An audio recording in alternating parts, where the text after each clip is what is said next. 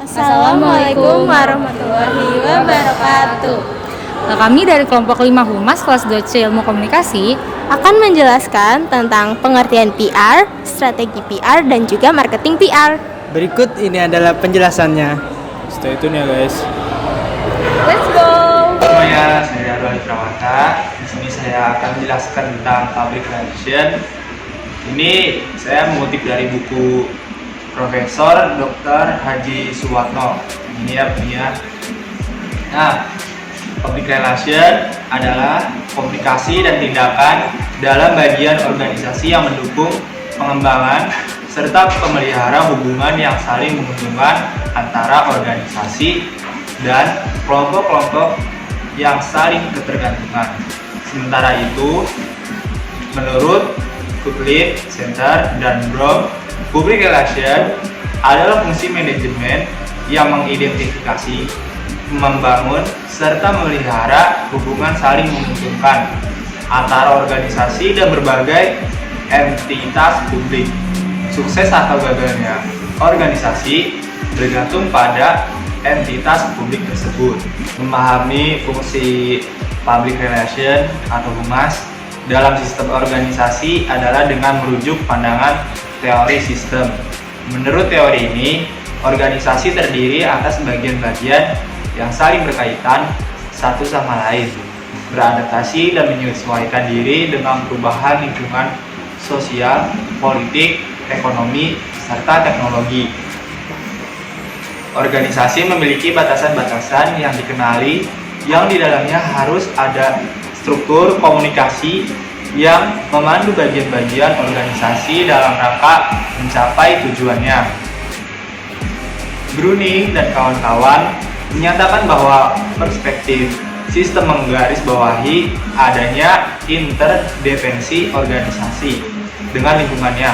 Dengan kata lain, setiap organisasi bergantung pada sumber daya dari lingkungannya. Dalam hal ini, setiap organisasi yang menerapkan sistem terbuka perlu menggunakan public relation atau humas untuk melihat seberapa produktif hubungan mereka dengan para klien, pelanggan, dan stakeholder lainnya.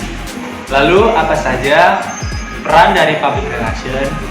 Menurut Brom dan Smith 1979 dan Buzir dan Brom 1925 mengidentifikasi dua peran PR yang paling dominan, yaitu yang pertama, the communication manager atau manajer komunikasi.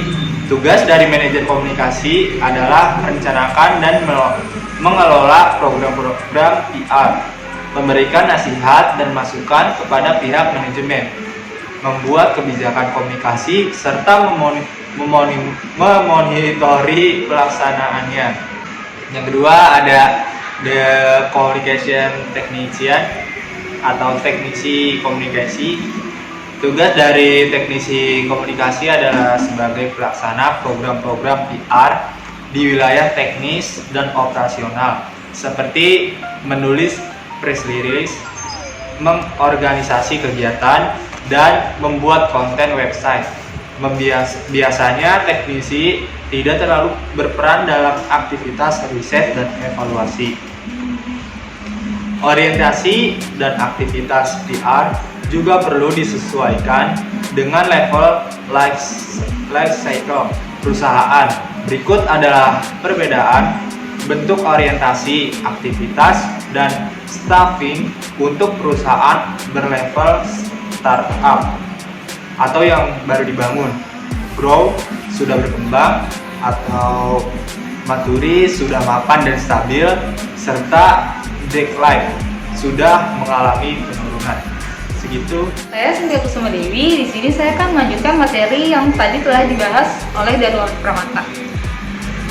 Materi selanjutnya yaitu tentang citra perusahaan. Mengutip dari buku Pengantar Public Relation di Era 4.0 yang ditulis oleh Pranitya Yudhistira Sujanto MA pada tahun 2021. Saya akan menjelaskan tentang reputasi. Reputasi adalah gambaran secara keseluruhan akan tindakan perusahaan di masa lalu dan prospek yang dimiliki perusahaan di masa yang akan datang melalui segala kebijakan yang telah diambil apabila dibandingkan dengan perusahaan lainnya, menurut Charles von Bloom dalam Rosida tahun 2011.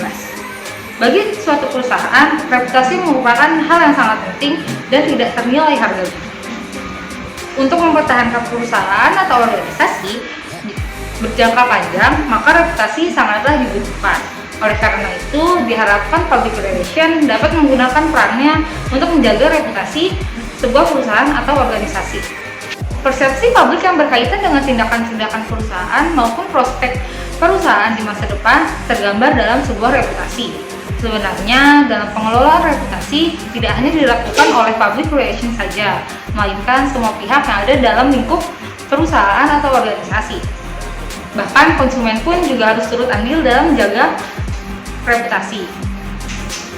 Argenti dalam Rosida tahun 2011 mengatakan bahwa dalam sebuah perusahaan atau organisasi yang telah memiliki nilai reputasi, maka manajer dalam organisasi itu diharuskan turut berusaha dalam membangun, mempertahankan, maupun melanjutkan reputasi tersebut dalam berbagai bentuk aktivitas yang bisa membentuk identitas khas seperti kegiatan yang berhubungan dan konsisten dengan citra yang telah melekat pada publik. Selanjutnya, menurut Kotler tahun 2009, menjabarkan mengenai citra, menurutnya citra adalah jumlah dari keyakinan-keyakinan, gambaran-gambaran, dan kesan-kesan yang dipunyai seseorang pada suatu objek seperti orang, organisasi, atau sekelompok orang. Sedangkan menurut Webster tahun 1993 mendefinisikan citra sebagai gambaran mental atau konsep mengenai sesuatu. Sedangkan menurut Frank Jeffkins tahun 2004, citra adalah kesan, gambaran, atau impresi yang tepat sesuai dengan kenyataan atas sosok keberadaan berbagai kebijakan personil atau jasa-jasa dari suatu organisasi atau perusahaan. Wujud citra bisa dirasakan melalui penilaian baik atau buruk. Misalnya, sebuah perusahaan yang memiliki citra baik cenderung akan memperoleh respon yang baik pula dari publik, begitupun sebaliknya. Untuk mempertahankan citra yang baik, organisasi atau perusahaan perlu melakukan berbagai cara agar citra yang diperoleh dari publik tetaplah citra yang baik. Sumirat dan Ardianto tahun 2004 menjelaskan efek kognitif dari komunikasi yang sangat berperan dan memiliki pengaruh terhadap proses pembentukan citra seseorang. Masyarakat memandang citra suatu perusahaan atau organisasi melalui informasi yang diterimanya. Citra adalah hal yang penting dari suatu perusahaan atau organisasi. Zhang dan Shirley dalam Fitriani tahun 2012 menjabarkan mengenai dimensi dari citra, yakni yang pertama ada personality, yang kedua value, yang ketiga communication, dan yang keempat likability. Pembentukan citra tidaklah dilakukan dalam waktu yang singkat, melainkan butuh waktu yang panjang. Pembentukan citra pun sebagian besar dipengaruhi oleh konsumen atau masyarakat, sehingga adanya komunikasi dan keterbukaan kepada masyarakat akan membantu perusahaan dalam memperoleh citra yang baik. Halo, saya Aditya Zain. Di sini saya akan melanjutkan materi dari Cynthia dalam buku yang masih pertama, yaitu membedakan reputasi dan citra. Reputasi dan citra merupakan dua hal yang berbeda. Dalam suatu perusahaan, reputasi merupakan hal yang tak bisa diraba atau abstrak yang sulit diukur maupun dijelaskan keberadaannya. Walaupun begitu, adanya reputasi akan memperkuat kedudukan suatu perusahaan atau organisasi ketika berhadapan dengan pesaing. Tak jarang, banyak orang menganggap bahwa reputasi dan citra adalah hal yang sama. Namun, tak jarang juga beberapa orang berpendapat bahwa reputasi dan citra merupakan hal yang berbeda. Pada kenyataan, citra memiliki kesamaan dengan reputasi yakni pembentukannya yang sama-sama lama dan tidak dalam waktu yang singkat.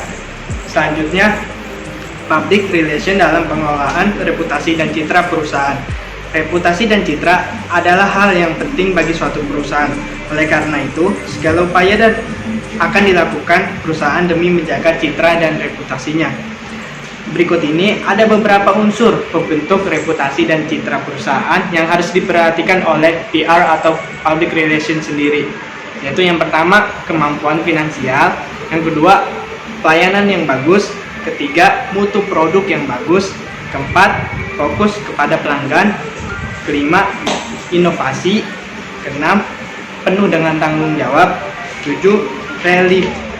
reliabilitas. Dan yang terakhir atau yang ke-8, keunggulan dan kepekaan SDM, sumber daya manusia. Nah, materi selanjutnya yaitu strategi dalam menjaga reputasi dan citra perusahaan. Yaitu ada 3 strategi yang harus PR atau public relation lakukan. Yaitu yang pertama, efisien. Hati-hati dalam mengeluarkan anggaran pembiayaan, terutama ketika menyelesaikan masalah dengan stakeholders. Yang kedua, proaktif dalam berperan sebagai agent of change kepada publik.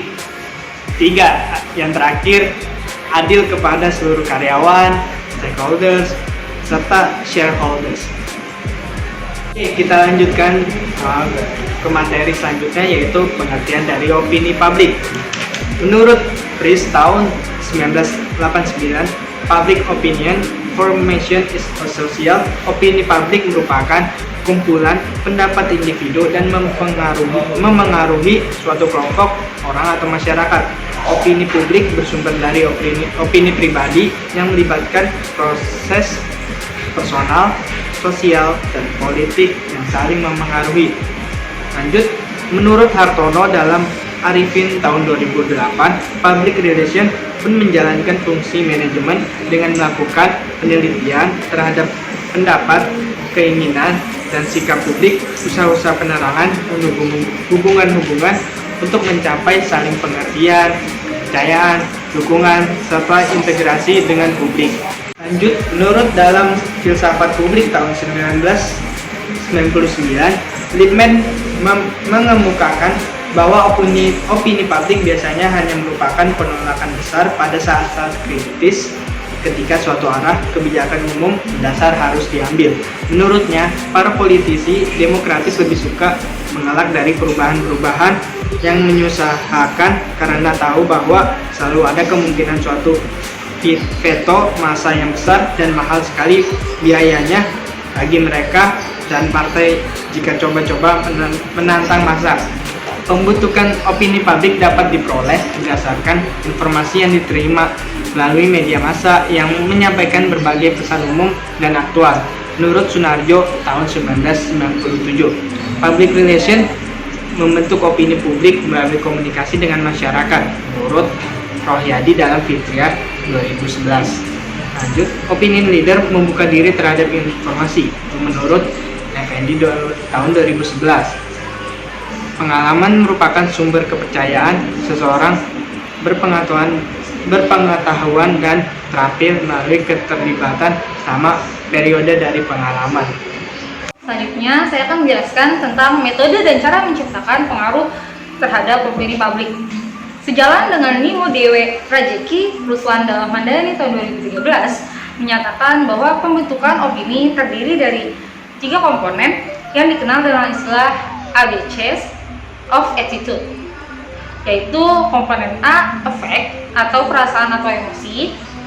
Komponen ini berkaitan dengan rasa senang, suka, sayang, benci, sedih, dan kebanggaan hingga muak atau bosan terhadap sesuatu, sehingga akibat setelah merasakannya atau timbul setelah melihat dan mendengarkannya.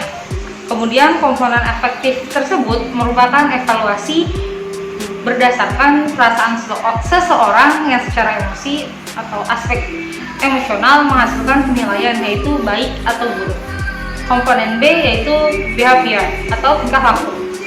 Komponen ini lebih menampilkan tingkah laku atau perilaku seseorang, misalnya bereaksi untuk memukul, menghancurkan, menerima, menolak, mengambil, membeli, dan lain sebagainya. Jadi, merupakan komponen penggerak seseorang secara aktif atau action element untuk melakukan tindakan atau perilaku atas sesuatu reaksi yang sedang dihadapinya. Komponen C yaitu cognition atau pengertian atau nalar. Komponen kognisi ini berkaitan dengan penalaran seseorang untuk menilai suatu informasi, pesan fakta, dan pengertian yang berkaitan dengan pendiriannya. Komponen ini menghasilkan penilaian atau pengertian dari seseorang berdasarkan rasio atau kemampuan penalarannya. Artinya, kognisi tersebut merupakan aspek kemampuan intelektualitas seseorang yang berhubungan dengan ilmu pengetahuan. Selanjutnya, pembentukan opini dilakukan dengan menggunakan 4 teori psikologi yang dominan tentang perilaku manusia, yaitu psikoanalisis, behavior, kognitif, dan humanistik. Oemi dalam Handayani tahun 2013 mengemukakan komponen-komponen yang dijadikan petunjuk oleh praktisi public relation untuk membentuk dan mempengaruhi opini publik. Pertama, never argue atau jangan berdebat. Komponen yang kedua yaitu present fact atau kemukakan fakta-fakta. Selanjutnya adalah studi kasus dari citra perusahaan. Contoh studi kasus yang kelompok kami ambil ialah PT Lion Mentari Airlines atau yang biasa disebut dengan Lion Air. PT Lion Mentari Airlines atau yang biasa disebut dengan Lion Air merupakan maskapai penerbangan dengan biaya yang murah. Maskapai Lion Air merupakan milik swasta dan merupakan maskapai penerbangan terbesar di Indonesia. Lion Air mengoperasikan lebih dari 100 pesawat Boeing. Akhir-akhir ini Lion Air selalu mengalami masalah. Yang terbaru adalah jatuhnya pesawat Lion Air JT610 dalam perjalanannya dari Jakarta ke Bangka Belitung. Contoh kasus yang akan dibahas di sini adalah salah satu kasus Lion Air yang terjadi di Pekanbaru. Kasus ini diambil dari penelitian Kostiandri tahun 2014 yang berjudul Public Relations Strategy in Addressing Crisis on Image of Lion Airlines in Pekanbaru. Di Pekanbaru, Lion Air mengalami beberapa masalah seperti keterlambatan penerbangan, pendaratan yang tidak sempurna, dan tergelincir saat melakukan pendaratan. Isu dan krisis yang dialami Lion Air tentunya sangat berpengaruh terhadap reputasi dan citra perusahaan. Untuk itu, Public Relations Lion Air Pekanbaru melakukan berbagai strategi untuk menangani krisis reputasi dan citra perusahaan. Strategi tersebut yaitu yang pertama, identifikasi isu penyebab krisis reputasi dan citra. Yang kedua, memetakan kebutuhan wartawan saat krisis. Yang ketiga, menyiapkan informasi untuk manajemen. Yang keempat, mengatur jadwal penerbangan terbaru. Yang kelima, menambahkan armada baru. Yang keenam, harga tiket. Dan yang ketujuh, mengadakan konferensi pers. Melakukan publisitas dan iklan. Lion Air melakukan publisitas dan memasang iklan. Hal ini dilakukan untuk memperkenalkan produk dan jasa yang ditawarkan. Kegiatan ini diharapkan mampu merubah sikap dan pandangan masyarakat terhadap Lion Air, sehingga reputasi dan citra Lion Air kembali menjadi baik di mata masyarakat. Hai teman-teman semua, nama saya Kesha Marsanda Safira. Kali ini saya akan menjelaskan tentang marketing pada public relation yang akan saya kutip dalam buku Pengantar Public Relation, Teori dan Praktik, karya Kate Buttery. Jadi untuk yang pertama, saya akan menjelaskan apa itu perbedaan dari CPR dan juga MPR. Untuk CPR atau Corporate Public Relation, pada suatu perusahaan itu berfungsi untuk menjaga citra perusahaan, melakukan survei, menyelesaikan isu-isu krisis, serta membuat artikel atau buletin. Lalu CPR inilah yang selalu mempertimbangkan apakah mereka berhasil atau gagal dengan proses yang terencana. Kemudian, sasaran target dari CPR tersendiri adalah publik atau juga khalayak. Dan yang kedua ada Marketing Public Relations, MPR atau PR pemasaran. Jadi, PR pemasaran ini adalah PR yang secara khusus mendukung aktivitas penjualan. Tujuan MPR sebagaimana didefinisikan oleh salah satu teori utamanya, yaitu dari Kitchen tahun 2002, adalah untuk mendapatkan kesadaran dan membangun penjualan melalui hubungan antara konsumen dan juga merek.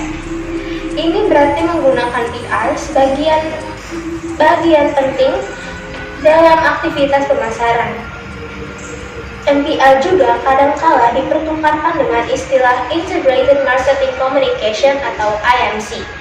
Hal tersebut mengindikasikan tren yang berkembang di mana satu disiplin ilmu yang tidak terpisahkan hanya bekerja sama, tetapi semakin kehilangan batas-batas di antara mereka.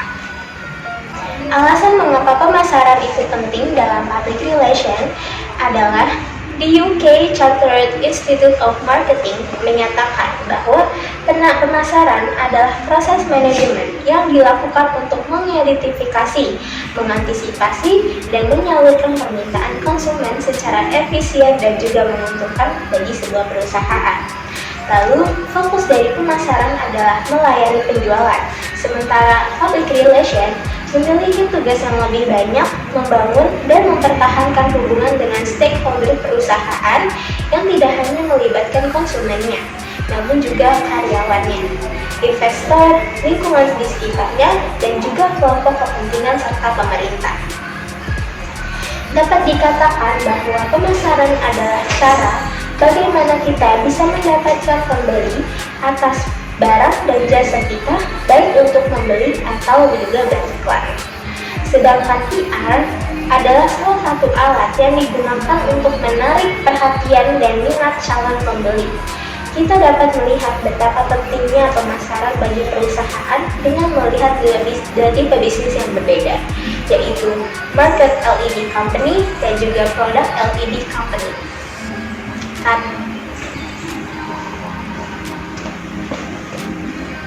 Udah apa? Lagi.